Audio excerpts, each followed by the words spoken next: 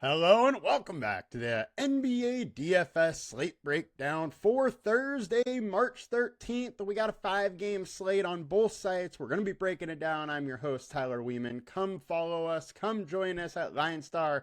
$39.99 per month gets you access to all we do. Now, we got a nice little slate on our hands. It is a little bit of a change from what we have been dealing with.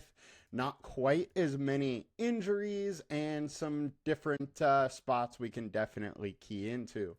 And when I say not as many injuries, it's more so that the ones that there are have been there for a little bit. Now let's dive in. Let's check out what we got starting position by position with our point guard.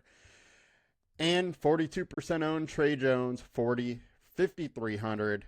Our projection is 27.55, 5.2x. And I'm going to have a decent amount of Trey Jones. I mean, for the usage that he's getting, the amount that he's playing, it's hard to get off it. 34 or 33 plus minutes in 3 of 4 games. And I don't mind getting back here. I think it's a good spot versus the Brooklyn Nets. It could be a close game. And I think the Bulls can pull away with the W, and also Trey Jones can get there. The one hesitation I have with going too heavy is the fact that I don't know how much of a ceiling is there. 6x, 7x, very, very possible. I mean, he's frankly pretty much averaging that during his last 4 starts with the Bulls. So 6x, really good likelihood. It's the 7, 8, any plus on top of that that isn't. Now, I'm absolutely fine with 7x, his salary. I would play him a ton, but what I'm trying to get at is I don't necessarily think it'll kill you if you want to get away from him in a little bit. I think it's very doubtful he's going for 38 plus again. Could he get there? Yes. I just don't think it's very likely in a fairly slow-paced game just because Nets are slow. Next, we got Cole Anthony, 5,500, 39% owned. Now, this is the opposite of Trey Jones. He is much more volatile. He could give us 15, 16, but he can go 10x for us. So, of these two, Cole Anthony is the more volatile one. Absolutely not a cash game play where Trey Jones is almost a locked-in cash game play on this slate. But this ceiling from Cole Anthony is giant. He's in a big pace-up spot, and the Pelicans have been real bad versus point guard lately. 26th over on the season versus point guard, but then even a boost above that over the last 20 games or so. I definitely like Cole Anthony, and I'm going to be playing a decent amount of him. I love that ceiling. The volatility with high ownership is the only reason I would think about coming off of him, because he's just as likely to go for 40 as he is to go for 15. So, with him being high owned, you could hope for one of those low scoring games or low minute games, because that's kind of what Orlando does. Sometimes he just doesn't really play that many minutes. Versus Chicago, only played 24. 23 versus Toronto, but then the last 2 he played 31. So you never totally know what you're going to get minute-wise with Cole Anthony, and that is another reason to be a little bit worried about him, and part of why he has so much volatility. Cam Thomas, 6,500, 33% owned. He played 32 minutes. It's the most he's played since he's came back. Now he's in a very good spot versus the Bulls and a pace-up spot. One thing I want to bring up is the fact that he was shooting the lights out. He's almost 50% from field, hit 4 threes, got 27 real points, but really did very little else. So that is the one worry I have with him. D'Angelo Russell is going to be playing in this game. They are starting to get healthy. His minute should be there, but I don't necessarily think I'm going to have that much of him. I think 33% owned is a lot for him. The ceiling's there to get more, but I I don't love the play. So I'm going to probably come under the field on him. Next, Luka, 11.8K, 29% owned. Only put up 55 last game. Hasn't really done it without LeBron yet. But his time's coming. Usage is high. Points per 100 without LeBron is super high. His assists without LeBron is super high. I don't mind playing some Luka. I'm probably going to have a decent amount of him. The fact is, if him or Giannis go for 70 plus on a 5-game slate, you probably had to have one of them, if not both of them. So I think it's very interesting, and Luka is a pay up to get different spots. There's not a ton of value. There's some, but not a ton. Next, and then we got Kobe White here. Dude has been on an absolute mission lately. He's 7,400, decently owned, but I do think he's going under owned still. Look at what he has done lately. 43, 36, 47, 57, 40 the other night. He has been on a mission. He's in a good spot. I would expect him to start at shooting guard, not at small forward, which is a little bit of a better spot for him. But really, him or Kevin Huerter can be interchangeable with small forward or shooting guard. Kobe White has started more at the small forward spot this year, but I do expect that to change without Giddey in the lineup. So I like the spot. Without Giddey, Levine traded, Ayo, and Lonzo Ball, he goes up to like 36 points per 100, real points per 100. And then with the ball in his hand more, he still has, those rebounds, assists, all of that going for him. So I really like the spot. Think he's going under owned, and I'm probably going to have a decent amount of him. Next pivot, we got Damian Lillard, 8,700, 14% owned. This is the situation that purely the Lakers have allowed a decent amount of point guards into the perfect lineup lately. Lillard has had some very good games. I don't totally love this matchup, but I think this game could be close, and Lillard has the ceiling, and the fact that we can get different using him is enough to win me over to take some of him. I'm not going to go super hard. 20% is probably the highest I go, but I think he's an interesting pivot to make. Now, point guard on DK. We got Trey Jones, Cam Thomas, and Cole Anthony, all of which we talked about, all of which we're interested in. I also want to bring up Austin Reeves here, 7,500. He is going high owned. I'm not loving the play for him, but there's absolutely a path. He's been getting it done without having to score much.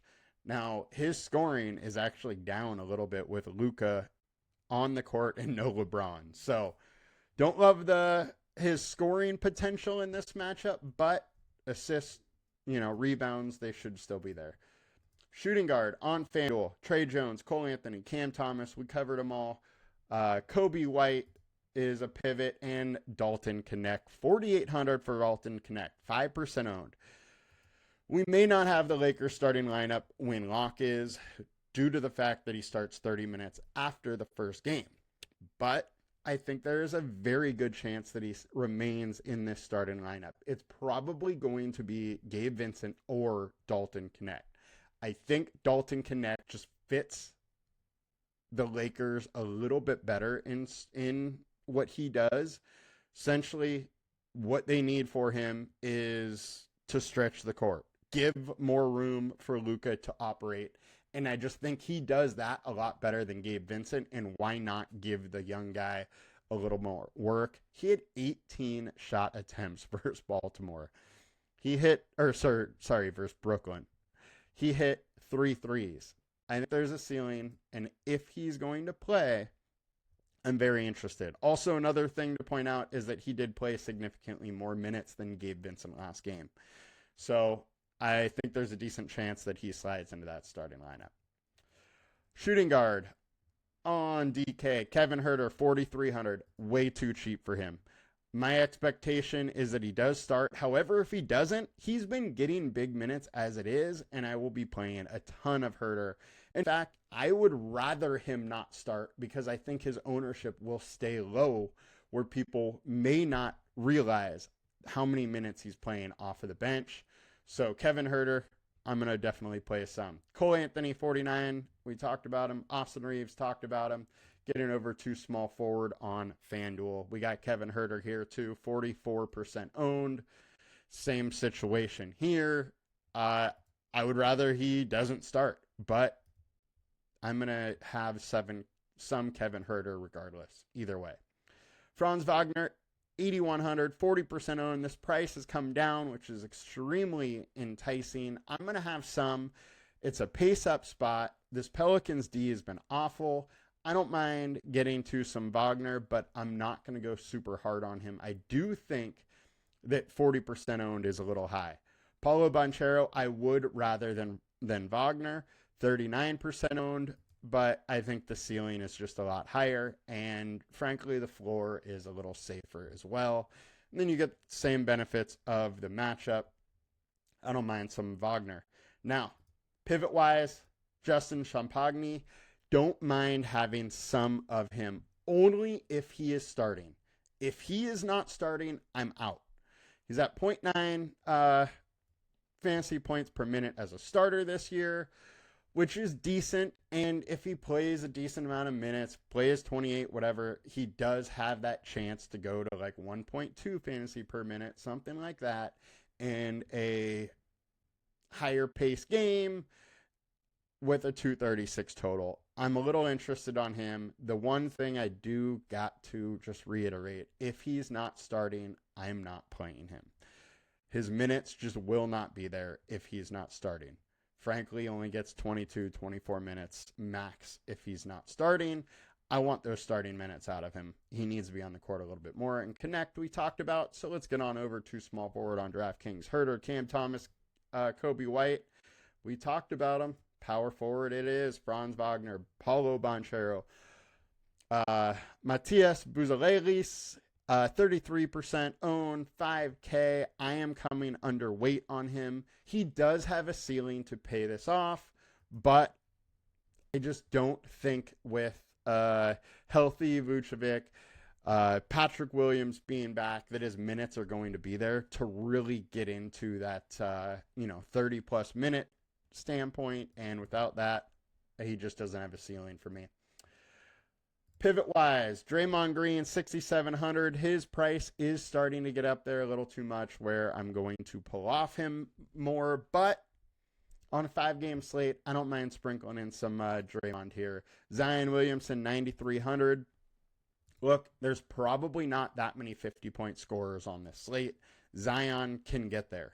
His price is high, but at least now there's a couple games where he's playing 33, 32 minutes.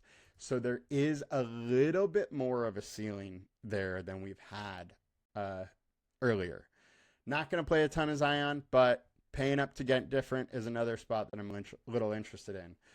Carlo Mikovic, we got to bring up. All right, Missy is out. So without Missy, don't totally know what they're going to do in the starting lineup for the center position. It could be Carlo.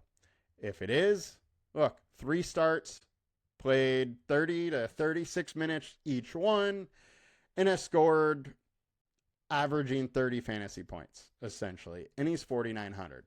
We're looking at 6X. We haven't seen much of a ceiling out of him, and it's a tough spot versus Orlando, but I'm fine taking some shots for a little bit of Carlo. If he doesn't start, he still probably plays 26, 28 minutes off the bench and does decently. Wouldn't be that surprised if they went Mo Bamba starting. Mo Bamba plays 15 minutes or something, and Carlo plays the rest of the time at center. It wouldn't be that shocking to me whatsoever. Next, we got Giannis, 11.5K, another spot where we can pay up to get difference. I think going Giannis over Luka is extremely interesting. Both of them have a similar ceiling. Luka probably has more ceiling in this spot than Giannis, just due to the fact that Giannis has Lillard there. Luka has Austin Reeves. So while I like Reeves, He doesn't demand the usage Damian Lillard does. So I think paying up for Giannis to keep this game close is an interesting strategy that you can take. Next, Jared Vanderbilt, 4,400. All right. The center spot is still as much up in the air this game as it was last. There's no Jackson Hayes. Alex Lynn played all of 13 minutes.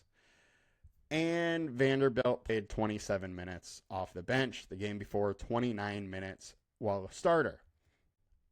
I think he's locked in at 26 to 30 minutes, whether he's off the bench or starting.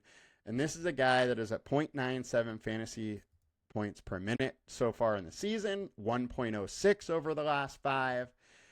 And his defense is absolutely going to be needed against the likes of LeBron. I am very interested in, the likes of Giannis. I am very interested in Jared Vanderbilt. I hope his ownership stays this low because we have seen so many games where he's been able to play 20 minutes and score 30, 21, score 30. If he can get 26 with that type of production, then you're looking at a guy that could break the slate. And I don't mind having some. And at this ownership, I think it's crazy. I'm going to have a decent amount. Power forward on DK. Matias, Carlo, Paulo, we covered them. Let's get over to center spot. Draymond Green is your high-owned center. It's fine. I don't love it, but I don't hate it. Wendell Carter Jr., 5,400. He's been playing 30 minutes. I am fine having some. We do have a little bit of a ceiling issue with him. He is like Tyus Jones kind of, or Trey Jones kind of, where he is constantly around 30, but doesn't show us 40s. So I'm fine with him, but don't totally love it. Jalen Duren, 7,500. There's big time ceiling in a matchup versus the Wizards who just get gashed by centers. If he plays 30 minutes because he stays out of foul trouble, there is that 50-point ceiling in the works in this matchup. Very interested in Jalen Duren. Nick Claxton, 6,200. Bulls have been also gashed by centers. Claxton has been nowhere near what he was last year, but we still have a 40-point ceiling, mid 40-point ceiling at 6,200 in a good matchup. I don't mind sprinkling in some Claxton here, and then Jared Vanderbilt we covered. And getting on over to center on DK. Nick Claxton, 5,200. Carlo, 4,200. 4,200 for Carlo is way too cheap. Mo Bamba, 3K. Should probably talk about Mo Bamba with him being 3K. He played off the bench last game, played 15 minutes. I would expect him to just play 15 minutes-ish. Do not expect him to play too much more, as that's what he was playing with the Clippers also. Now, he is decent from a fantasy point per minute, so there is a chance that, say he starts and plays 20, 22 minutes, that at 3K he could, do very well. So I think taking some shots of Mo Bamba on DK is absolutely fine. 3K is just so cheap, it's hard to get away from sometimes. So I don't mind some Mo Bamba, but I think most likely situation is he plays 14, 15 minutes, something like that, and just doesn't really move the needle that much. Now, that'll do it for us today, guys. It was a quick one. 5-game slate. Definitely some pivots I like, but I also like a lot of the chalk tonight. So figure out how you can get different and attack that. You guys have a good one. We'll be back tomorrow with more. Peace!